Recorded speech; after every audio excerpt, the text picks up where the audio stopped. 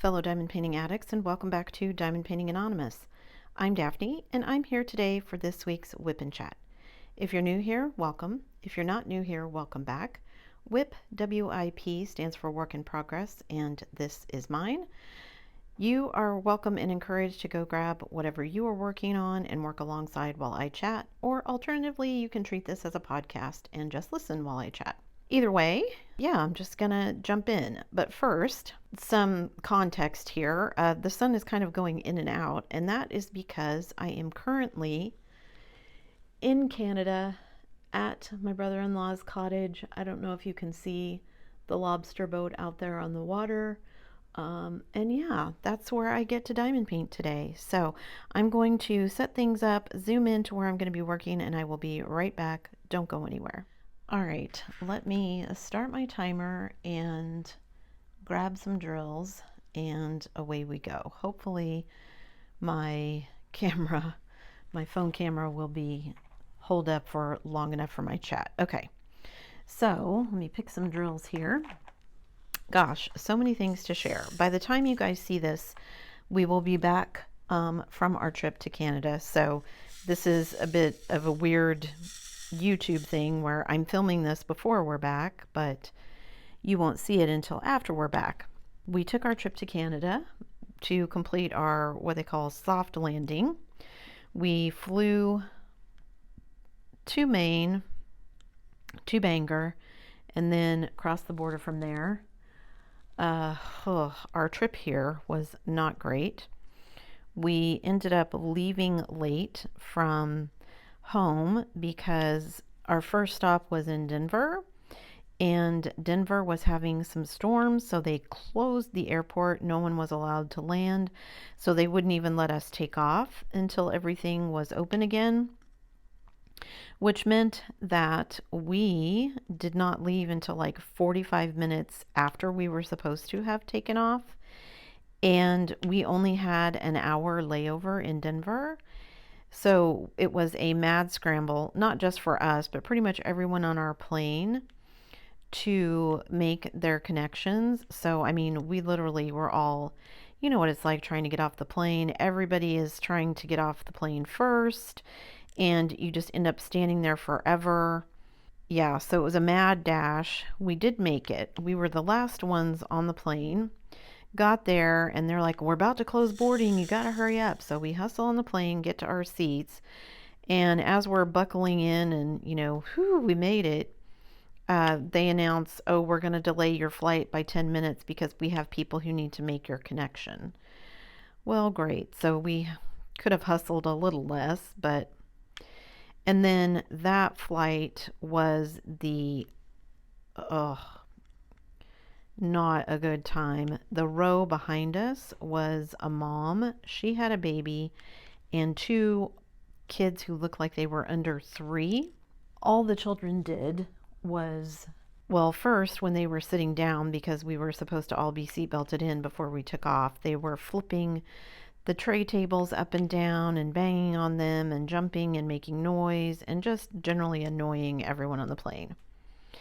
And, I try to be mindful. I've had to fly with small children before. It is not fun.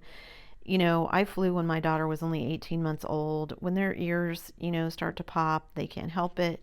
But I just got really frustrated because this mom was doing absolutely nothing to contain them.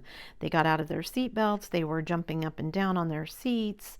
Finally, the flight attendant came by and said, they cannot be up and jumping, because it was pretty turbulent. The whole reason we were delayed was because there had been storms around Denver. And she said, they have to be seat belted in unless they're, up going to the bathroom. That's it. Other than that, they have to be seat belted in. So they were quiet for a little while. And then as soon as the flight attendants were busy serving snacks and things, they were right back out of their seat and back to what they were doing. So it was not a good time. And then we get to Newark, and I thought it was going to be fun. You can see Manhattan and the Statue of Liberty and everything.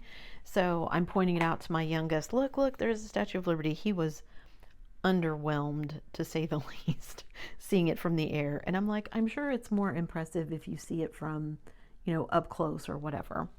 So after the flight from Newark, or from Denver, we had a long layover in Newark. We ate. Gosh, airport food is expensive. And anyway, we took the last leg. It was pretty uneventful. Got off in Bangor, got our bags, went to the hotel, spent the night in a hotel, got up the next morning, got our rental car, and headed for the border. So I had all of our paperwork with us, and, trying to figure out, what do we need? What do we, what don't we need? I brought extra paperwork because I wasn't sure what would be required. It actually didn't take us very long, although there were several other people that we had to get out of our cars and go inside to talk to an immigration officer and present our paperwork and all of that. And there were other people there doing the same thing, which, usually I guess we just hadn't realized that it happens more frequently than we think, because usually, we're not stopping at the border. They just ask us, do you have anything to declare? Where are you going? How long are you going to be here? And then they just let us on through. So this time, we had to go inside, have one of the officers stamp all of our paperwork. They actually stamped our visas to show that we're permanent residents. And then, I said, okay, well, what do we do now? Because I need to renew my passport. Basically got told, no big deal, just renew your passport. When you come back through the next time, bring both the letter that he stamped as well as my old passport that has the visa stamp in it, and they'll just stamp the new one again. So, okay, good to know, because I have no idea how long it's going to take me to get my passport renewed. So got that done, crossed the border with pretty much no fuss, which was nice. And so, yeah, now we're officially permanent residents of Canada. I mean, we were as soon as we got the letter, but just crossing the border and getting the stamps made it feel more official, I guess. So then we headed to my brother-in-law's cottage. It is it's a 2-bedroom cottage, and then it also has like a little separate bunkhouse, and my son was going to stay out there, but it's actually still pretty chilly here. So he only spent the first night out there, and then there's no heat out there. It was too cold for him to sleep out there, so he ended up moving into the second bedroom here in the main cottage, which was fine. So, and it's been nice, not having to get out of the hotel room every day so they can, do housekeeping and whatnot. We have a large regular size refrigerator, so we were able to go shopping for groceries, so we didn't have to eat out as much. So yeah, it's just been nice. And of course the view is just amazing. We get up every morning and I can watch it's lobster season, so all the lobster boats are out there fishing in the morning, and just listening to the waves and the water has been really nice. My husband would love to have a cottage on the water. I don't want to be quite this close. It's nice to stay here, but I don't want to live this close. So yeah, we'll see what happens. We, of course, have spent time with family while we're here. My husband's been able to visit his dad in the hospital.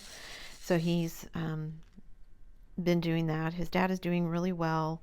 He's not having all the medical issues that he was having before. I think they finally figured out his medication and everything. And so he's not going to be able to go home. He needs too much care. And he does have dementia, but he's been better. He's recognized my husband every time he goes in. And so that's been nice. Visiting and, eating dinner with them. And we've had dinner with them for several nights in a row. And yeah, my husband's had a lot of fun visiting family and being able to see everyone. I had a little bit of drama with my family. My oldest has been watching our house while we were gone, because my youngest usually, is at the house. He had to come with us this time. And so my oldest has been stopping by the house and just checking on it for us and everything. And she usually laughingly sends me a quote unquote report every day, because she checks our mail and I've still got packages coming and everything. And Saturday, I didn't get a report from her. And so I texted her and said, you know, did you stop by the house? Did we have anything? Whatever. And she didn't respond. Now, her phone lives in her hand. She can't go more than 5 minutes without being on TikTok or something. And I give her crap about it all the time because, you know, we'll be driving in the car and she's on TikTok. And it's like, you know, I haven't seen you in a couple of weeks. You can't put your phone away long enough to have a conversation with me. So when she wasn't answering me, I got concerned and I went almost 15 or so hours and she wasn't answering. And then I started to panic because I suddenly realized her friends that she hangs out with all the time, I know their names and I know the city they live in, but nothing else. I don't know if I told you guys about this or not. Anyway, I don't know if I've told the story so many times I'm getting deja vu, but if I've already told you this story, I apologize. But anyway, I got my sister to go over to her house, waited until the next day because we're 2 hours ahead of home. Waited until the next day, told my sister, you know, can you please go to check on her, see if she's at her apartment? I don't know. I don't have any other way to get a hold of her. I tried everything. I tried emailing. I tried her Xbox. I don't know her TikTok name. I got on Discord. You know, my husband was texting her. Nothing. My sister ended up texting her. Nobody was getting a response. So my sister drives up to her apartment. She's there. We wake her up early in the morning. Turns out her phone, something was wrong with her phone. She's like, Mom, I don't have any missed text messages from you. She didn't have any messages from my husband or my sister. She didn't have any missed calls. Oh, she ended up restarting her phone and then suddenly bing, bing, bing, bing, bing.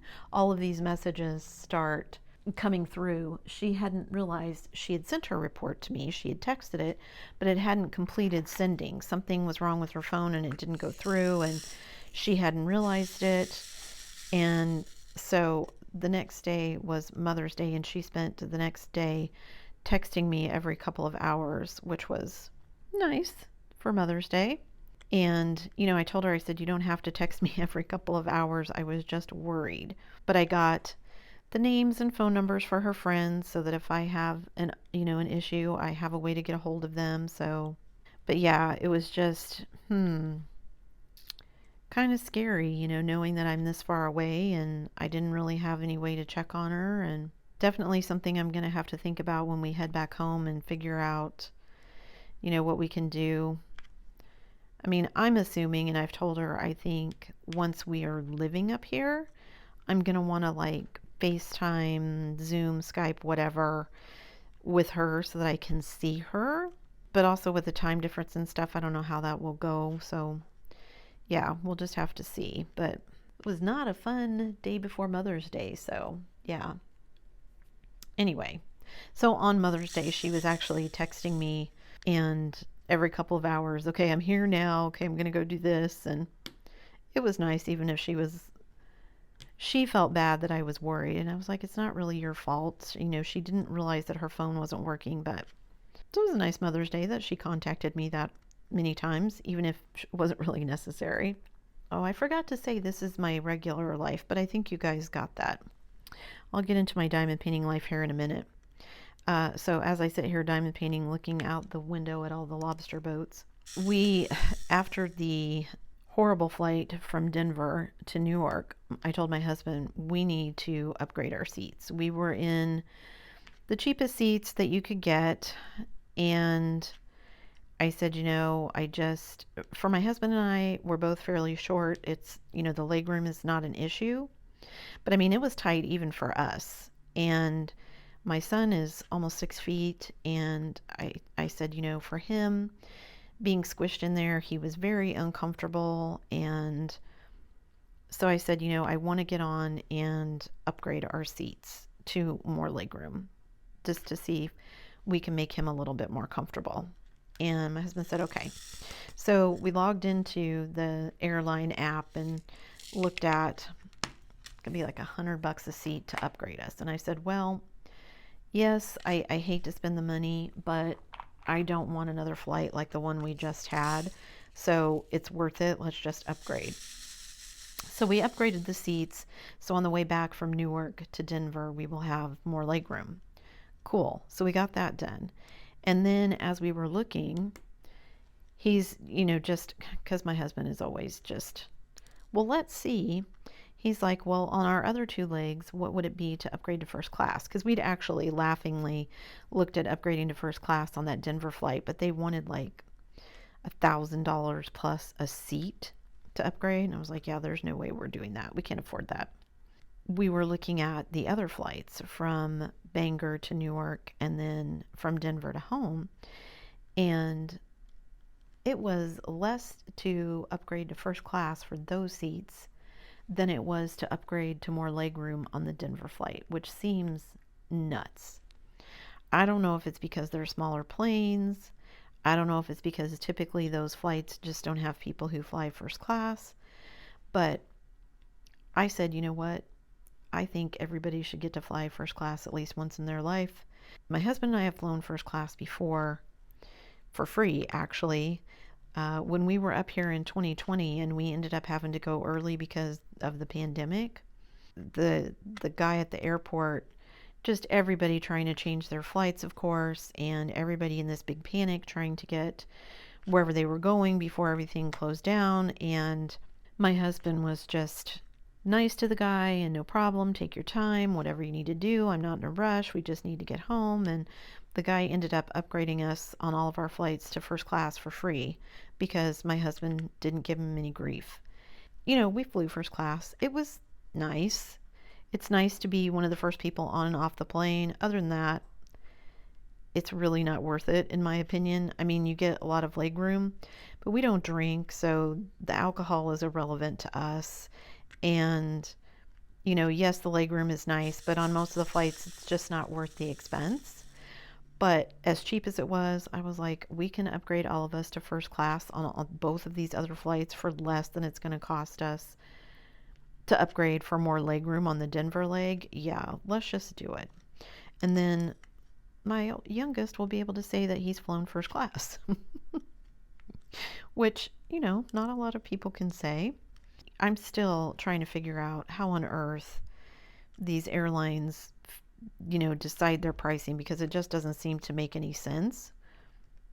But I guess I won't complain too much if we get first class seats out of it. So the big thing for me is you get to be one of the first people on and off the planes. So on the way back, we only have like an hour layover in Denver to home.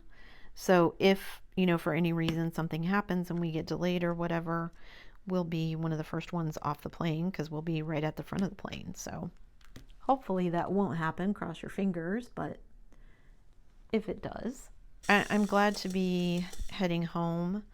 I think this trip made everything a little bit more real as far as us moving up here. We really didn't get a chance to look at properties while we're up here. We were looking at properties online, but like as soon as we would see it and then go drive to look at it, like literally the next day it would be sold. The housing market around here is a lot different. We were talking to my brother-in-law and he said, oh yeah, you need to have, be pre-approved for your mortgage and have everything kind of lined up and ready to go. Stuff goes fast. Now, there are still some houses that are on the market that have been sitting there for a while, which makes me wonder what's wrong with them because everything else seems to go so quickly. So we definitely need to figure that out. I think at this point, we maybe are going to try and do something long distance because we have to sell our house too. And we can't sell our house and just move up here because then where would we live? Also, if we need to get a mortgage on someplace, my husband needs to be working, all that kind of stuff. And yeah, just a lot of logistical things that I don't know how we're going to manage quite yet. Yes, so some things for us to figure out. But coming up here this visit, things definitely seemed a little bit more real. I think we stayed longer than we normally did, and because we weren't in a hotel and having to kind of move and pick up constantly, when you stay in a hotel, you don't like to leave, well, I don't anyway, like to leave things like we sort of packed up every day and put stuff in suitcases, and not that we took the suitcases with us, but just so stuff wasn't out laying around. And you know, when you're in a hotel, you just get like a little mini dorm fridge or something. And so having full size appliances and a bathroom with a bathtub and a big shower, and just it's been different. And so I think a little taste of what actually living here would be like. So that's made it a little more real. And then also we went to a Services Canada office because my son and I needed to get our social insurance numbers. So we have done that. So yeah, sitting in a government office and going through all of those steps and everything definitely made it seem a little bit more real as well. Now I'm trying to figure out if there's like I don't know what they call it, like an expat group or something of other people who've moved here from America that I could somehow join to, like, not commiserate, but just, you know, visit with, who are kind of in the same place that I am, living in a foreign country that you don't know very well. And I mean, I'm sure Canada is probably one of the least intimidating places to move from America. It's so close to the border, for one. You know, pretty much everyone speaks English, although the province where we will be is bilingual, so there are a lot of people who speak French, and I don't speak French yet. That's on my to-do list. And so I don't always understand everything that's being said around me, which is frustrating sometimes. Lots of things for us to kind of figure out. So we need to figure out housing options, but I will say moving here and kind of looking at things has reinforced my desire to be pretty ruthless on getting rid of things in favor of experiences. You know, we don't really know what our housing situation is necessarily going to be. And if we move up here not knowing that, then, you know, I don't want to have a whole house load of stuff that we're trying to figure out what do we do with this until we figure out what we're doing. So I think our tentative plan at this point is my husband is going to sell his car or trade it in, and we're going to get a car, an SUV that will be big enough to tow a trailer, like an enclosed trailer. And then we'll figure out what we can fit in that enclosed trailer that we want to bring with us.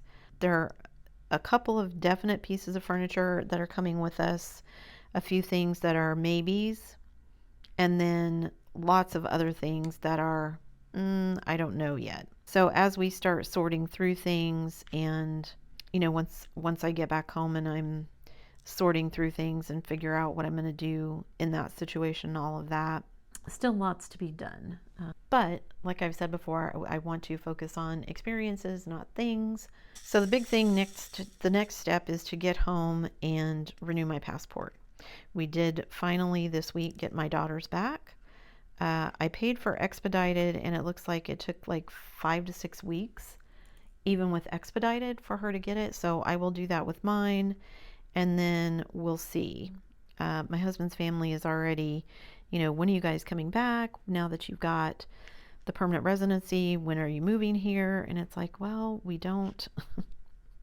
We need some place to live. So until we figure that part out, I don't know what we're going to do. We've actually talked about my husband doing some storm work because he can make a lot of money in a short amount of time, which would then enable him to, you know, take a couple of months off from his job.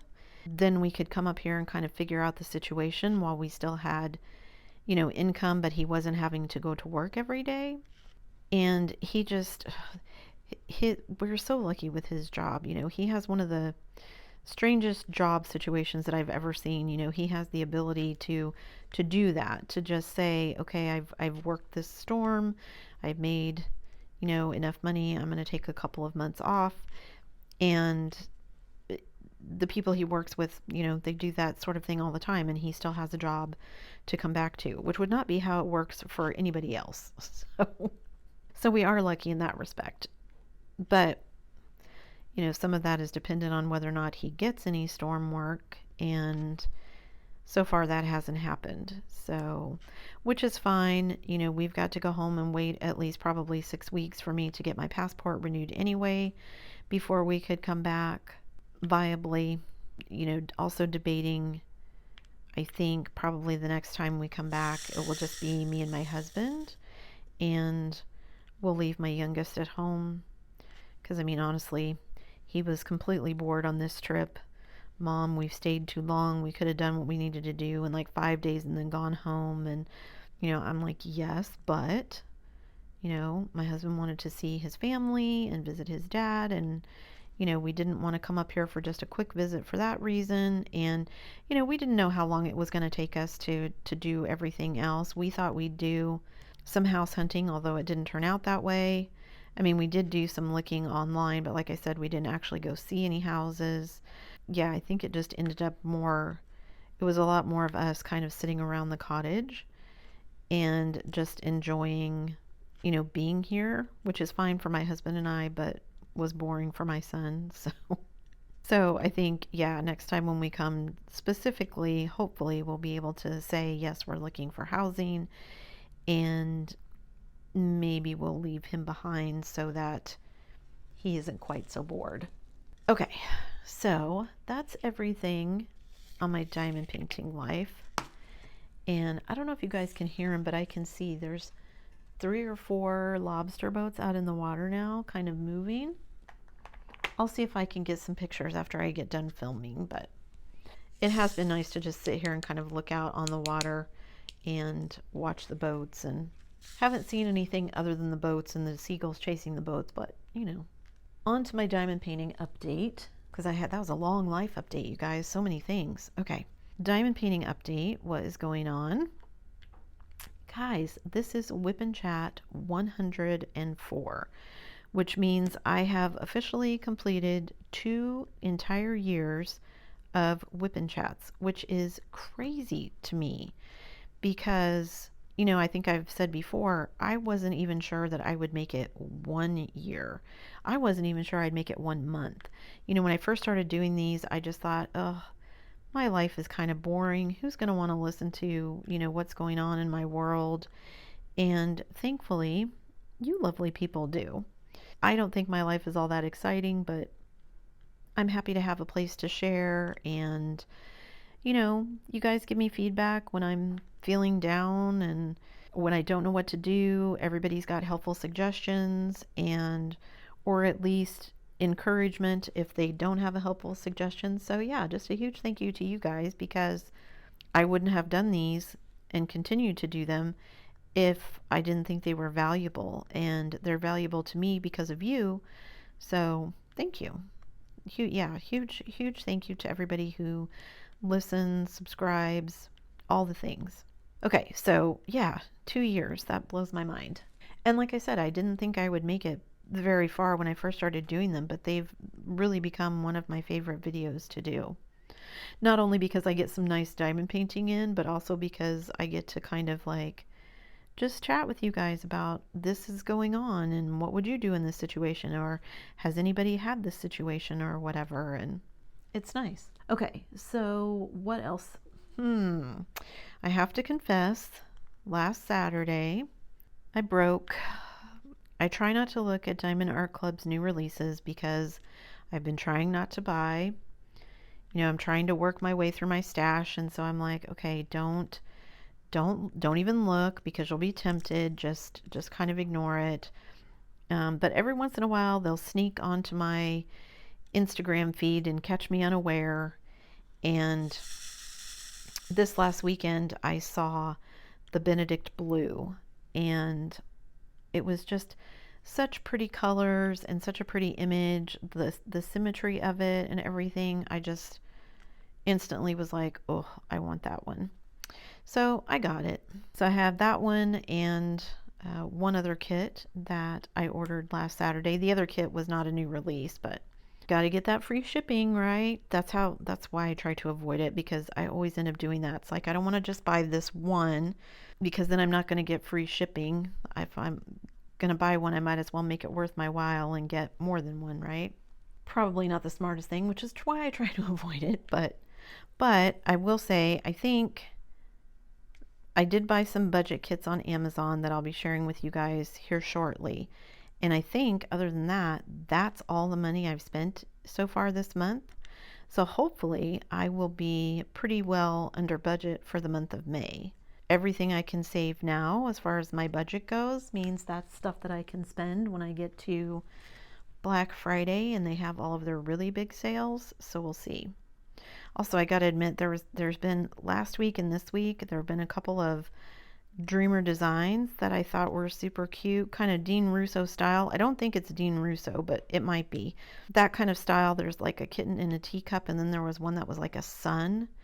And both of those I was like, but I resisted because I had already bought the Benedict Blue from Diamond Art Club. Also, in the back of my head, I keep thinking, well, once we move up here, I'll be doing probably more buying from Dreamer Designs than I will from Diamond Art Club. I don't know if that's true or not. That's what I'm telling myself. In the back of my head, I'm just thinking, I'll buy more from Oraloa and Dreamer Designs because they're Canadian companies than I will from Diamond Art Club, but we'll see. That's the other thing is, there's just a lot of unknowns as far as jobs and taxes and what all is going to go on. And yeah, anyway. Okay, so I bought Benedict Blue. I have got some nice diamond painting time in, as you can see. I'm actually pretty close to, I've got one row left on this particular kit. I finished all of my Paint Gem minis, and I actually had a lot of fun doing them. I did manage to diamond paint on the plane. It can be done, and actually I think the Paint Gems are really great for that because the kits are so small.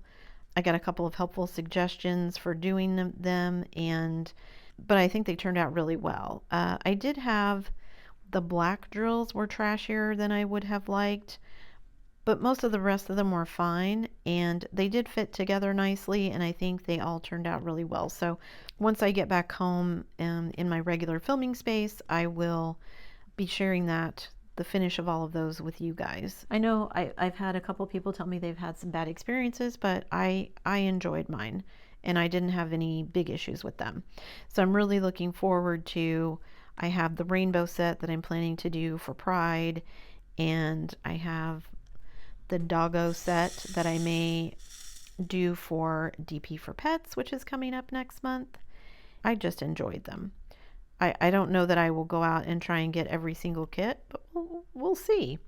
I like getting them when they're on sale because I do think they are a little pricey for what you get. But so this is my puppy purse from Craftably. You guys just saw the unboxing of this yesterday. I didn't film the kit up because I did it while we were here in the cottage, and I'm trying to get it finished before we travel back home. I don't know that that's going to happen, but at the very least, most of it's done. So this will be another one that I can add to my finish list. So that's always nice. Yeah, I had intended to save this one as one that I could do for DP for Pets, but when I was looking for something to travel with, other than the Paint Gem minis, this was pretty much my smallest kit that I haven't done yet. So I ended up bringing this one, even though my intention had been to have this one for DP for Pets. So it won't be for DP for Pets, but that's okay. It still counts as a finish and it's all good. And I gotta say, I really like Craftably's drills. Their canvases are nice, the poured glue is nice, the drills are nice, you get pre-cut stickers. How many Craftablys have I done? Let's see, I did my Bird Woman was the first one. I did my Koala was the second one. This one is my third one. And then I think I have three or four other ones. I have a 1001 Nights, which is by the same artist that did my Bird Woman. And I have Midnight Warrior, and I don't remember what the other one is, but I think I've got another one. I think. I could be wrong, but I think that's what I've got. I'm not at home, so I can't check, but I think. Anyway, I really like their drills. I think their drills are very nice and shiny and sparkly, and you get a lot of, this kit has 5 ABs and 2 crystal drills. I don't know, you can't see them, but if I'll show you a picture at the end. There's like a little heart tag that has one of the rhinestones, and then the other rhinestones are on the beagle's collar. but it's just very cute. And it was very, it's a small kit, so it doesn't take very long, and yeah, I'm just really enjoying it. Yeah, so this one didn't get saved for DP for Pets, but that is coming up next month. So hopefully you guys have that on your calendar. I will try to remember to stick a link below to the entry form. Lots of people have already filled out the entry form, so awesome. Thank you so much to everybody who's going to be participating. I will be doing another video when the event actually opens, as it gets closer, and I'm going to be doing my Fiona Dragon. That's something you guys have already seen me unbox on the channel. I can't wait to see how that one turns out. I think, like I said, that's going to be my first glow-in-the-dark drill kit. Possibly I've done one of those before, but I don't think so. And certainly I've not done one from Diamond Art Clubs. I'm curious to see how it turns out once I get it all finished. So that will be the first thing that I do for DP for Pets. And then hopefully I will do, like I said, the doggy museum set. And then if I get to something else, we'll see. Because I also do, like I said, want to do something for Pride. I've got the Paint Gym minis that are small, but I do also have two like 30 by 40 kits that are rainbow things that I specifically saved for Pride. So I want to do those. We'll see how much time I have in June to get everything done. I still need to finish the Elizabeth for Mandy Manzano. That is actually working up really fast, and I think I will finish it with no problem once I get back home. But it was just too big for me to travel with because it was already in progress, and there was just no easy way to kind of roll her up and travel with her. I just didn't want to take the chance that I was gonna mess something up if I did that. So she's still at home. I'll finish her when I get back, finish that up for May, and then move on to June and DP for Pets. And then I've got July, which I think will be Summer with the Masters. I've got a couple of kits that I could do for Summer with the Masters, so we'll see. Then I've got a Christmas in July kit that I've been hanging on to for that particular event. And yeah, so just lots of things coming up. And, maybe by then, by the time all that's been rolled around and finished, we'll have some idea or a better idea of when our possible move to Canada may be, and we'll just see what happens. I'm just at this point kind of trying to go with the flow and tell myself, I don't know what's going to happen. I don't know how everything is going to turn out, but life's an adventure, right? So I just need to kind of embrace the chaos a little bit and let it happen. I struggle with change. That's not ever a fun place for me. It is definitely not my comfort zone, but it is something, that we've been working towards. And just, now that it's imminent, it seems a lot more real, and at the same time a lot more scary to kind of leave everything behind that I've ever known. I told my husband our stay here at the cottage definitely made me want to have some of our things. There was some thought to, we'll just get rid of everything and buy new. And after coming up here and staying, I'm like, you know what? I think both my son and I are going to need some comforts of home, beyond just clothing. Things that are familiar to us while we're dealing with everything else that is so unfamiliar.